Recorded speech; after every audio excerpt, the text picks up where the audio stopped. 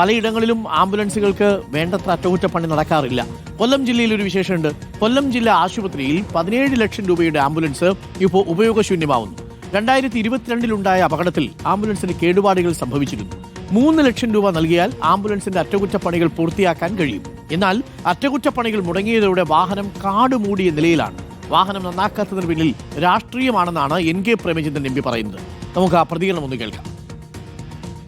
ഞാൻ മനസ്സിലാക്കുന്നത് ശരിയെങ്കിൽ 1-2 ലക്ഷം രൂപ ചെലവഴിച്ചാൽ റിപ്പയർ ചെയ്ത് മെയിൻറ്റെയിൻ ചെയ്യാൻ കഴിയുന്ന, നിരത്തിലിറക്കാൻ കഴിയുന്ന ഒരു ആംബുലൻസാണ് ഉപയോഗശൂന്യമായി ഇപ്പോഴും ജില്ലാ ആശുപത്രി അധികൃതരുടെ കോമ്പൗണ്ടിൽ കിടക്കുന്നത്. വളരെ വളരെ നിർഭാഗ്യകരമായിട്ടുള്ള, പ്രതിഷേധാർഹമായിട്ടുള്ള ഒരു സംഗതിയാണ്. വളരെ പരിമിതമായ ഫണ്ടാണ് പാർലമെന്റ് അംഗങ്ങൾക്ക് ഒരു വർഷം ലഭിക്കുന്നത്. ആ ഫണ്ടിൽ നിന്ന് 20 ലക്ഷത്തിലധികം രൂപ കൊടുത്ത് അത്യാധുനിക സംവിധാനങ്ങളോട് കൂടിയിട്ടുള്ള ഒരു ആംബുലൻസ് വാങ്ങി സമർപ്പിച്ചിട്ട് അത് ഫലപ്രദമായി പ്രയോജനപ്പെടുത്താൻ കഴിയുന്നില്ല. ഞാൻ തന്നെ പ്രാദേശിക വികസന ഫണ്ടുമായി ബന്ധപ്പെട്ട വിലയിരുത്തൽ യോഗങ്ങളൊക്കെ നടക്കുമ്പോൾ നിരവധി പ്രാവശ്യം ഉന്നയിച്ചതാണ്. പല സാങ്കേതിക കാരണങ്ങൾ പറഞ്ഞ് അത് നീട്ടി വർഷങ്ങൾ കഴിഞ്ഞതിന് ശേഷമാണ് അത് നിരത്തിലിറങ്ങിയത്. പാർലമെന്റ് അംഗങ്ങൾ മിക്കവാറും എല്ലാവരും UDFന്റെ പ്രതിനിധികളാണ്. ഞാനും UDFന്റെ പ്രതിനിധിയാണ്. അങ്ങനെ ഒരു വിവേചനപരമായിട്ടുള്ള സമീപനമുണ്ടോ എന്നതിനെ സംബന്ധിച്ചൊക്കെ പരിശോധിക്കേണ്ടിയിരിക്കുന്നു. കൊല്ലം ജില്ലാ ആശുപത്രിയിലെ ആംബുലൻസിന്റെ അവസ്ഥയാണ്. NK പ്രേമചന്ദ്രന്റെ വികസന ഫണ്ടിൽ നിന്നോ മറ്റോ എടുത്തു വാങ്ങിയ ആംബുലൻസ് ആണെന്നാണ് മനസ്സിലാക്കുന്നത്. ആ ആംബുലൻസിന്റെ അവസ്ഥയാണ്. 3 ലക്ഷം കൊടുത്താൽ വൃത്തിയാക്കാം. 17 ലക്ഷം രൂപ വിലയുള്ള ഒരു ആംബുലൻസാണ്.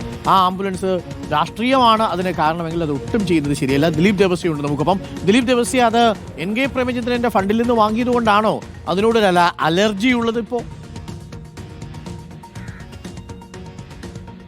ഡോക്ടർ അരുൺകുമാർ, ഞാനിപ്പോൾ നിൽക്കുന്ന ജില്ലാ ആശുപത്രിയുടെ പാർക്കിംഗ് ഗ്രൗണ്ടിലാണ്. ഇവിടെ വാഹനങ്ങൾ നിർത്തുന്ന സ്ഥലമാണ്. ഇനി ഞാൻ കാണിക്കാൻ പോകുന്നത് ഒരു കാട് മൂടിയ സ്ഥലമാണ്. അത് കാട് എങ്ങനെ ഉണ്ടായി എന്നുള്ളത് നമുക്കതിൻ്റെ അടുത്തേക്ക് ചെല്ലാം. കാരണം 2018 ഇത്തരത്തിലൊരു പുതിയ ആംബുലൻസ് നൽകുന്നത്. 2020 ഈ ആംബുലൻസ് അപകടത്തിൽപ്പെടുന്നു. വെറും 3 ലക്ഷം രൂപയുടെ പണി മാത്രം ഉണ്ടാക്കി കഴിഞ്ഞാൽ ആംബുലൻസ് പഴയ പടിയുണ്ട്.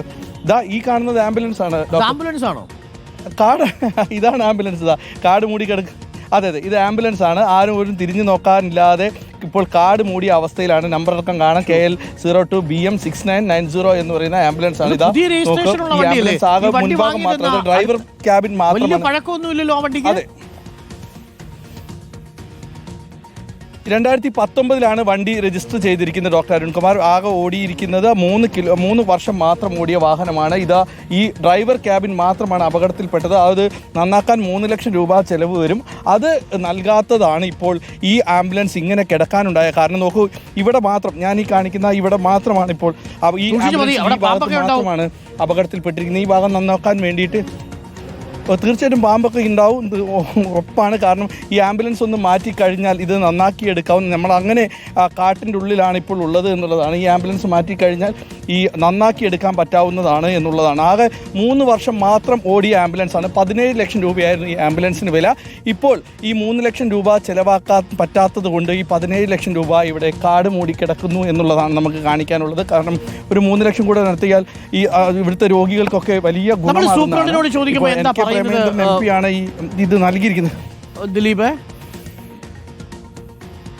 ഡോക്ടർ അരുൺകുമാർ, ഇക്കാര്യവുമായി ബന്ധപ്പെട്ട് നമ്മൾ ഇന്നലെ സൂപ്രണ്ടർ വിളിച്ചതെങ്കിൽ എനിക്ക് ഫോണിൽ ലഭ്യമായില്ല. നമ്മൾ ഇതിനു മുൻപ് ഈ കാര്യവുമായി ബന്ധപ്പെട്ട് ഇതിൻ്റെ ആശുപത്രി അധികൃതരുടെ അടുത്ത് ഞാൻ മുൻപ് സംസാരിച്ചതായിരുന്നു. അപ്പോൾ അവർ പറഞ്ഞത് ടോട്ടൽ ലോസ് ആയ വാഹനമാണെന്ന്. പക്ഷേ ഇത് ടോട്ടൽ ലോസ് ആയിട്ടില്ല എന്നുള്ളതാണ് നമുക്ക് വിവരാവകാശ രേഖ അടക്കമുള്ള വിവരങ്ങളിൽ നിന്നൊക്കെ ലഭ്യമാകുന്നത്. ആകെ 3 ലക്ഷം രൂപ നൽകിയാൽ മാത്രം മതി ഈ വാഹനം നന്നാക്കാം. പക്ഷേ ഇതിന് പിന്നിൽ ഇതിനോട് ചോദിക്കുമ്പോൾ മാത്രമാണ് ആർക്കും കൂടുതലായി ഒന്നും പറയാൻ പറ്റാത്തത്. കാരണം 3 വർഷം മാത്രം ഡോക്ടർ അരുൺകുമാർ ആകെ ഓടിയത് 9000 കിലോമീറ്റർ അങ്ങനെ ഓടിയ വാഹനം മാത്രമാണ്.